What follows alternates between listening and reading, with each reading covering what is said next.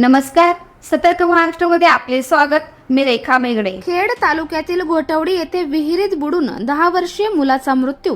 आपत्ती व्यवस्थापन पथकाची मदत.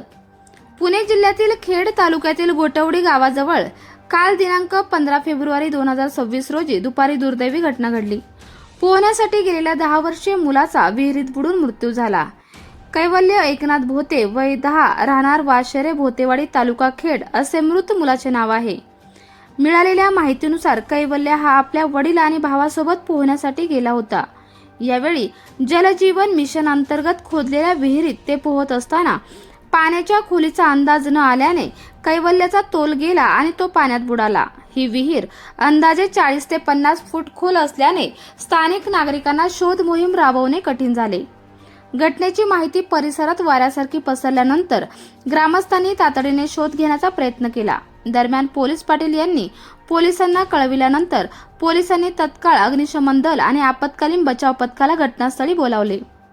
कालपासून आज दुपारपर्यंत शोध मोहीम सुरू होती, मात्र मुलाचा शोध लागत नव्हता.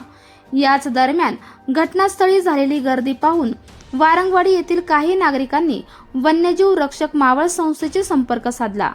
संस्थेचे सदस्य अविनाश कारले आणि संस्थापक निलेश गराडे यांना माहिती देण्यात आली. त्यानंतर संस्थेच्या आपत्ती व्यवस्थापन पथकाने आवश्यक साहित्य घेऊन तातडीने घटनास्थळी धाव घेतली. वन्यजीव रक्षक मावळ संस्थेचे आपत्ती व्यवस्थापन पथक आणि शिवदुर्ग मित्र लोणावळा यांच्या संयुक्त विद्यमातून अवघ्या 10 मिनिटात मुलाला विहिरीतून बाहेर काढण्यात आले.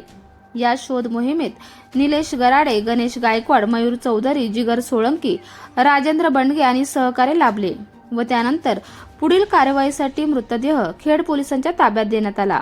या दुर्दैवी घटनेमुळे घोटवडी परिसरात हळहळ व्यक्त केली जात असून भोते कुटुंबावर शोककळा पसरली आहे. आपल्या परिसरातील ताज्या घडामोडी पाहण्यासाठी सतर्क महाराष्ट्र या चॅनलला लाईक, शेअर आणि सबस्क्राईब करायला विसरू नका. संपूर्ण महाराष्ट्रात प्रतिनिधी नेमणूक चालू आहे.